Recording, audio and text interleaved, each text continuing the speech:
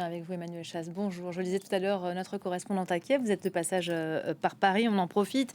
Le chef de l'État qui a donc confirmé cette nouvelle aide de la France à l'Ukraine, c'est un signal fort aujourd'hui.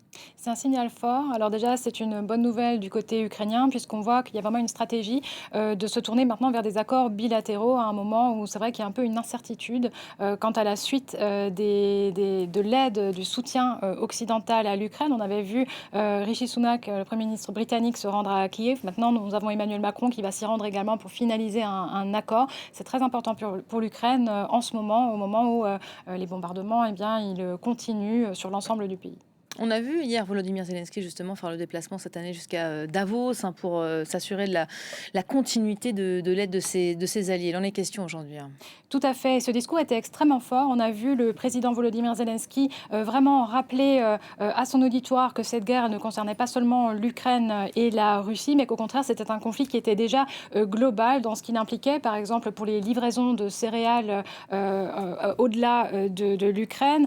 Également, au niveau de la sécurité européenne, il a rappelé que l'armée ukrainienne, pour l'instant, était la seule à vraiment être en mesure de combattre l'armée russe sur une ligne de front aussi large. Et donc, évidemment, il est allé à Davos, donc première fois qu'il y va en présentiel, hein, depuis le début de la guerre. Il était en visio pour les suivantes. Il s'est vraiment adressé à cette audience dans le but de rappeler à ses alliés que l'Ukraine avait plus que jamais besoin du soutien de l'Occident. Parlons peut-être un peu terrain. Emmanuel, on commémorera bientôt les 2 ans de l'offensive russe. Vous qui vivez à Kiev, vous intervenez régulièrement sur nos antennes, au plus près parfois des frappes aussi dans la capitale ukrainienne. Il est fait de quoi le quotidien? La dernière fois que nous nous étions parlé, j'étais sur un site, un immeuble, un bâtiment résidentiel qui avait été frappé par un missile qui était tombé juste à côté, dont les éclats avaient détruit plusieurs appartements. Il y a eu 4 morts sur ce site. C'est très étrange car à Kiev, les gens continuent de vivre à peu près normalement tant qu'il n'y a pas d'alerte, mais quotidiennement, il y a ces alertes aériennes. Il y en a une encore ce matin. Le 2 janvier, il y a eu plus de 100 missiles et drones qui ont été lancés en direction de la capitale ukrainienne ainsi que dans la ville de Kharkiv. Donc le quotidien est ponctué par ces alertes, par des explosions. Donc c'est très difficile évidemment pour les Ukrainiens de continuer cette vie à laquelle ils tentent toutefois de donner une certaine normalité. Mais évidemment, rien n'est normal depuis 2 ans. En tant que journaliste, c'est difficile de couvrir cette guerre. Vous êtes plusieurs, hein, à évoluer sur le terrain. On était tout à l'heure avec Gulliver Cragg. C'est intense. J'ai pas envie de dire que c'est difficile parce que moi j'ai un passeport qui me permet de sortir du pays lorsque je pense que c'est trop. Ce n'est pas le cas de millions d'Ukrainiens qui sont sur place, mais évidemment c'est quelque chose qui prend vraiment aux tripes quand on se réveille au son des explosions, avec le plafonnier qui tremble, quand on ouvre les rideaux, qu'on voit des colonnes de fumée, quand on se dirige sur le site des explosions, qu'on voit des colonnes de fumée noire s'élever à travers la ville, de quartiers résidentiels. On s'inquiète pour ses proches, pour ses amis, pour ses collègues également. Donc oui, c'est pas un terrain facile, mais comme tous les terrains de guerre.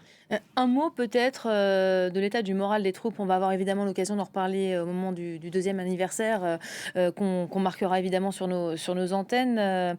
Ils en sont où les Ukrainiens aujourd'hui?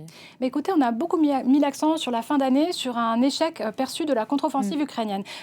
J'apporterai une petite nuance sur cet échec supposé, qui est surtout perçu comme tel en Occident, en Ukraine. On soulève surtout un point important qui est que l'armée ukrainienne elle est quand même en infériorité numérique, en infériorité aussi en ce qui concerne le nombre d'hommes sur le terrain par rapport à la Russie. Et pourtant, elle a réussi à maintenir une ligne de front. Elle n'a pas perdu de territoire significatif tout au long de l'année 2003. Donc pour les Ukrainiens, c'est pas forcément vécu comme un échec. Évidemment, il y a une Ils y croient déception. encore, c'est ça que vous êtes en train de dire? Ils y croient encore, il voit bien que c'est très difficile, il voit bien que la ligne de front n'a pas bougé depuis très longtemps, puisque les lignes de défense russes elles sont très bien installées, puisque 30% du pays est miné, ce qui retarde aussi l'avancée des troupes ukrainiennes. Néanmoins, on a vu il y a quelques jours, on a vu des frappes de longue portée donc dans le territoire russe, donc sur des infrastructures militaires, nous dit Kiev. Il y a également eu cette frappe contre un avion radar qui est tombé en mer d'Azov. Donc il y a aussi des succès de l'armée ukrainienne, et ceux-ci, eh bien, ils sont célébrés par la population ukrainienne. On aura évidemment l'occasion d'en reparler, hein, sur nos antennes. Merci beaucoup, Emmanuel Chasse, qu'on retrouvera donc